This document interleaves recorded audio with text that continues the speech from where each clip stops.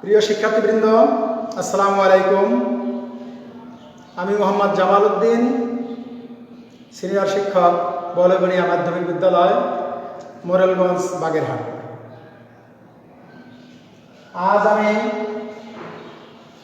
তোমাদের বাংলা প্রথম পত্রের মমতাদি গল্পের পরে সংক্ষিপ্ত আকারে একটা ক্লাস উপস্থাপন করছি।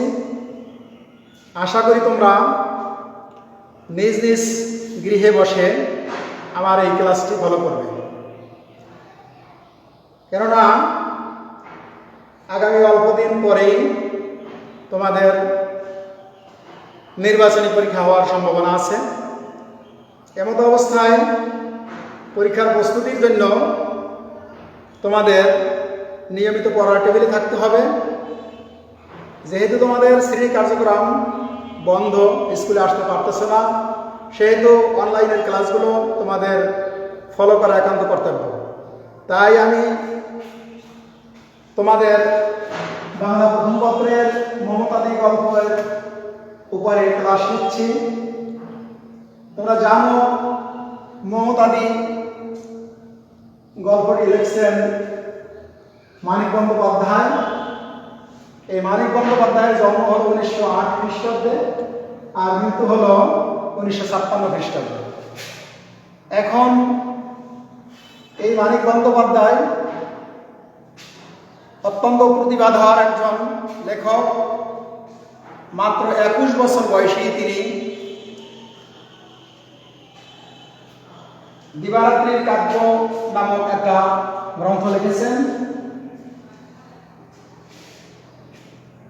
আজ আমি তোমাদের সামনে যে গল্পটি নিয়ে আলোচনা করেছি, আসলে এত সংক্ষিপ্ত সময় পুরো গল্পটা নিয়ে আলোচনা করা সম্ভব নয়।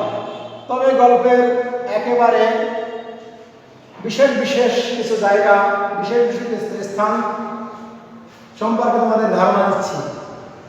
এখন তোমাদের জানতে হবে লেখক মমতাদি নামক গল্পটি যে লিখছেন, এই গল্পে মমতাদি কে? মমতাদি কে? তোমরা জানো মমতাদি হল 23 বছরের একটি নারী। 23 বছর বয়সের একজন নারী। উনি অত্যন্ত সম্ভ্রান্ত পরিবারের নারী।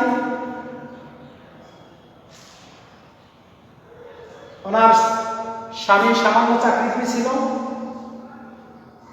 দীর্ঘ 4 মাস ধরে তার কোনো চাকরি নেই। এমন অবস্থায় পরিবারের ব্যয়ভার বহন করার জন্য মমতাদি নিজেই আয় উপার্জনের জন্য বের হয়েছেন। তবে উনি কি কাজ করবেন? উনি একজন গৃহ পরিচালিকা।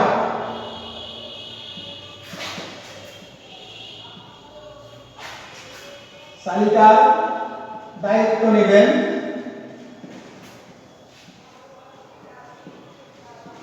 তাহলে উনি একজন গৃহ পরিচালিকার দায়িত্ব নেবেন।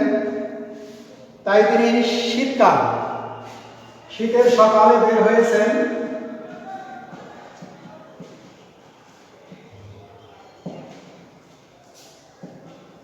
আর তিনি যখন হাঁটছেন তখন তিনি বলছেন যে আপনাদের পাকা রাঁধুনি লাগবে কিনা। তখন স্কুল পড়ুয়া ছোট একটি বালক রোদ্রে বসে নিজের পাঠ অধ্যয়ন করছিল, আর তার মা পাশে বসে তরকারি করছিল। এমন অবস্থায় যখন মমতাদি ওখানে হাজির হলেন, তখন ওই বালকের মা জিজ্ঞাসা করলো, তুমি কি কাজ করতে পারো? সে বলল, আমি একজন রাঁধুনি। রান্না বান্না আর কাজে আমি নিয়োজিত হতে চাই। এমত অবস্থায় মমতাদি এর বয়স 23 বছর, পরনে তার পুরাতন কাপড়, ময়লাযুক্ত বড় পার, তার সাথে লেখকের মায়ের কথা হলো যে সে কাজ করবে সকাল 7টা থেকে 10:30 পর্যন্ত, আর তার বেতন নিয়ে কথা হয়েছিল। লেখক মমতাদি আশা করেছিল হয়তো তাকে 12 টাকা বেতন দেওয়া হবে, কিন্তু লেখকের মা অর্থাৎ ওই পরিবারের কর্তা তাকে 15 টাকা বেতন দেওয়ার সিদ্ধান্ত নিল। এই 12 টাকার স্থলে যখনই 15 টাকা দেওয়ার সিদ্ধান্ত হলো, তখন আনন্দে মমতাদির চোখ সজাগ হয়ে গেল। মমতাদি এর সাথে যখন কথাবার্তা পাকা হয়ে গেল, মমতাদি কাজ করতে আসলো। তাকে কোনো কাজের জন্য কিছু বলা লাগে না, নিজ সংসারের সকল কাজ করতে লাগলো। কাজের ফাঁকে সে কারোর সাথে কথাও বলে না। এই জন্য ওনাকে ছায়াময়ী মানবী বলা হয়, ছায়াময়ী মানবী।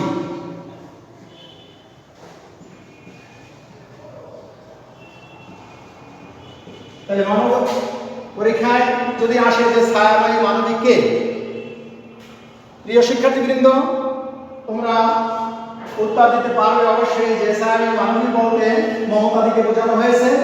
এরপর যদি জিজ্ঞাসা করা হয় মমতাদির বয়স কত, তোমরা বলবে মমতাদির বয়স 23 বছর। এখন যদি তোমার কাছে প্রশ্ন করা হয়, তোমাদের কাছে প্রশ্ন করা হয় যে মমতাদি কোন পরিবারের, তোমরা উত্তর দিবে অবশ্যই সম্ভ্রান্ত একজন মুসলিম পরিবারের সন্তান। এখন এইখানে যেহেতু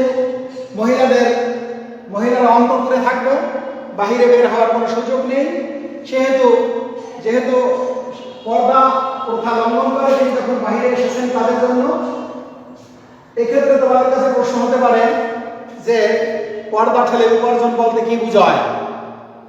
অবশ্যই তোমরা উত্তর দিবে যে অন্তঃপুর থেকে বের হয়ে জীবন জীবিকা নির্বাহের জন্য কাজে সম্পৃক্ত হওয়া, এই কাজে সম্পৃক্ত হওয়াকেই কি বলা হয়েছে, পর্দা ফেলে উপার্জন।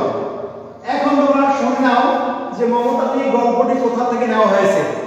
মমতাদি গল্পটি সরীসৃপ নামক গ্রন্থ থেকে নেওয়া হয়েছে 1939। তবে এই গল্প তোমাদের পাঠে দেওয়ার কারণ কি, বাংলাদেশে প্রায় 16 কোটি মানুষ, এই 16 কোটি মানুষ বিভিন্ন পেশার সাথে সম্পৃক্ত। একেবারে মন্ত্রী থেকে শুরু করে নিম্ন স্তরে যারা আছে, যেমন 4র্থ শ্রেণীর কর্মচারী, যেমন এই গৃহ পরিচালিকাই।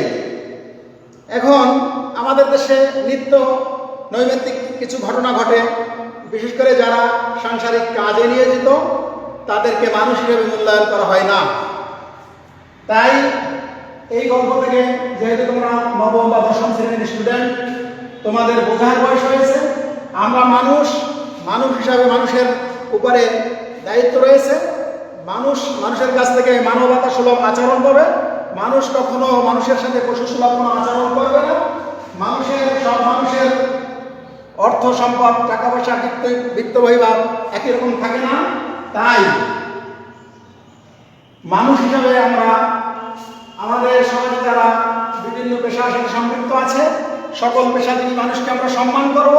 বিশেষ করে গৃহ পরিচালিকার দায়িত্বে যারা আছে তাদেরকে আমরা আমাদের নিজেদের পরিবারেরই অংশ হিসাবে মনে করব, আমাদের পরিবারের সদস্যদের মতোই মনে করব।